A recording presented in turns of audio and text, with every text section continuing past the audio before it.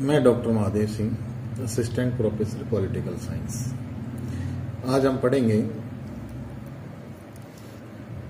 आधुनिक राजनीतिक दृष्टिकोण। पूर्व कक्षा में हमने पढ़ा था कि राजनीति विज्ञान के अर्थ और परिभाषा में दो दृष्टिकोण है, परंपरागत और आधुनिक दृष्टिकोण। तो पूर्व कक्षा में हमने परंपरागत दृष्टिकोण के बारे में पढ़ा है और आज हम जानेंगे आधुनिक दृष्टिकोण क्या है राजनीति विज्ञान के बारे में, यानी कि राजनीति विज्ञान क्या है, इसके बारे में मॉडर्न अप्रोच क्या सोचता है। राजनीति शास्त्र के क्षेत्र का विवेचन करते समय हमें यह ध्यान में रखना होगा कि द्वितीय विश्व युद्ध के पश्चात उसके क्षेत्र एवं स्वरूप के संबंध में व्यवहारवादी राजनीति शास्त्रियों ने एक नया दृष्टिकोण प्रस्तुत किया। हम जानते हैं कि सेकेंड वर्ल्ड वॉर है, उसके बाद में दुनिया के अंदर एक आमूलचूल परिवर्तन हुए, चाहे वो आर्थिक क्षेत्र हो, चाहे राजनीतिक क्षेत्र हो, चाहे सैनिक क्षेत्र हो, चाहे अकेडमिक जगत हो, चाहे सांस्कृतिक क्षेत्र हो, जीवन के सब पहलुओं में आमूलचूल परिवर्तन हो। और जो अभी तक जो यूरोपीय विद्वान हर क्षेत्र के अंदर प्रभावित थे, उनके स्थान पर अमेरिकन विद्वान ज्ञान विज्ञान के क्षेत्र में प्रभावशाली हुए और राजनीति विज्ञान के क्षेत्र में आमूलचूल परिवर्तन करने में अमेरिकन विश्वविद्यालय के विद्वानों ने काफी योगदान दिया, जिसमें शिकागो विश्वविद्यालय के विद्वानों का सबसे अग्रणी नाम आता है। यदि हम 20वीं सदी के चौथे दशक को विभाजक रेखा मान लिया जाए तो इससे पूर्व काल में परंपरागत राजनीति विज्ञान में प्राय राज्य और सरकार के अध्ययन को ही प्राथमिकता दी जाती है, यानी परंपरागत राजनीति विज्ञान थी वो द्वितीय विश्व युद्ध तक मान सकते हैं उसको। उससे पहले और परंपरागत राजनीति विज्ञान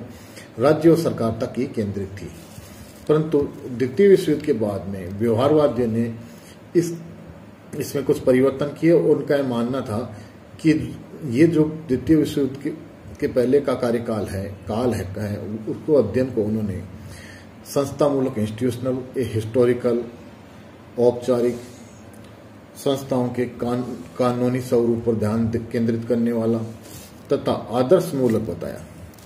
व्यवहारवादी ने का यह मानना है, ये वो इस मान्यता के हैं कि राजनीतिक शास्त्र को विशुद्ध विज्ञान, प्राकृतिक विज्ञानों की भांति वैज्ञानिक रूप प्रदान किया जाना चाहिए। इसके लिए उन्होंने अपना पक्ष भी प्रस्तुत किया। उनका मानना है कि राजनीतिक यथार्थ के सटीक ज्ञान के लिए राजनीति शास्त्र के क्षेत्र को पुनः परिभाषित करने का आवश्यकता है और इसके लिए उन्होंने प्रयास किया। Catlin, Lasswell, Karl Deutsch, David Easton, Almond Coleman ऐसे अमेरिकन राजनीतिक शास्त्रियों ने राज्य और सरकार के अध्ययन के परंपरागत दृष्टिकोण को छोड़कर शक्ति को, राजनीतिक व्यवस्था को और सामाजिक मूल्यों के आधिकारिक आवंटन को अध्ययन करने वाला विज्ञान राजनीति शास्त्र को माना या बनाया। राजनीति का शास्त्र का नवीन, आधुनिक या अर्वाचीन दृष्टिकोण पर हम चर्चा करते हैं। नवीन दृष्टिकोण के निम्न मत हैं, निम्न 4 मत हैं। इन 4 मतों में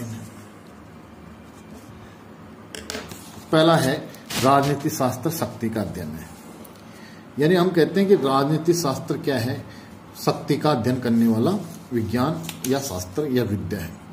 शक्ति के शास्त्र की बात करते हैं तो हम पहले देखते हैं कि शक्ति क्या है। शक्ति सामान्यतः ये माना जाता है व्यक्ति या समूह की ऐसी क्षमता अथवा योग्यता का नाम है जो अन्य व्यक्ति या समूह से वह इच्छित कार्य करवा सके जो अन्यथा वह व्यक्ति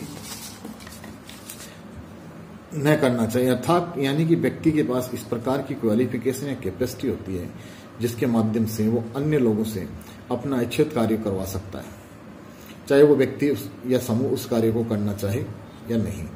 राजनीतिक एवं समाज में शक्ति की भूमिका को सर्वप्रथम कौटिल्य और मैकियावेली जैसे विचारकों ने स्वीकार किया, परंतु कालांतर में Charles Merriam, Bertrand Russell, Morgenthau, Lasswell, Catlin आदि चिंतकों और विचारकों ने शक्ति को समाज के मूल्यों में प्रधान मूल्य माना।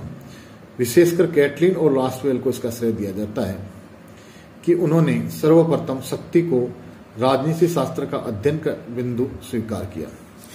कैटलिन का यह मत है कि राजनीति शास्त्र के अध्ययन का वास्तविक विषय मनुष्य के राजनीतिक क्रियाकलाप हैं राज्य में। समाज की मूल समस्या प्रभाव और नियंत्रण है। कैटलिन ये मानते हैं कि राजनीति शास्त्र शक्ति का विज्ञान है, क्योंकि मानवीय इच्छाओं के संघर्ष और उनके नियंत्रण की प्रक्रिया को गतिमान करने वाला मूल कारक शक्ति ही है।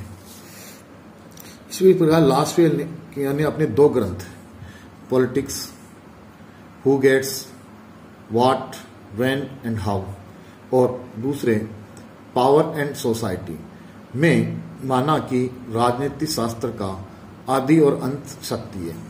जिस प्रकार गवर्नर कहते हैं कि राजनीति विज्ञान राज्य से शुरू होती है, राज्य पे खत्म हो जाती है, वैसे ही लॉसवेल मानते हैं कि राजनीति शास्त्र शुरू और अंत शक्ति पर ही होती है। लॉसवेल प्रभाव को भी शक्ति का ही एक रूप मानते हैं। उनका ये मानना है कि राजनीति शास्त्र प्रभाव और प्रभावशालियों का ही अध्ययन है। इसी प्रकार दूसरा जो विचार है वो है राजनीति शास्त्र राजनीतिक व्यवस्था का अध्ययन है। राजनीतिक व्यवस्था की हम बात करें तो ये 2 शब्दों से मिलकर बनता है, एक राजनीतिक, दूसरा व्यवस्था। राजनीतिक से तात्पर्य है जो राजनीति से संबंधित हो, और व्यवस्था से तात्पर्य है संरचना एवं प्रक्रियाओं का अंतर्निर्भर समुच्चय। इस प्रकार हम कह सकते हैं, इस प्रकार हम देखते हैं कि राजनीतिक व्यवस्था से तात्पर्य है कि राजनीतिक संरचनाओं और प्रक्रियाओं के अंतर्निर्भर संचय, set of interaction between political structure and political process.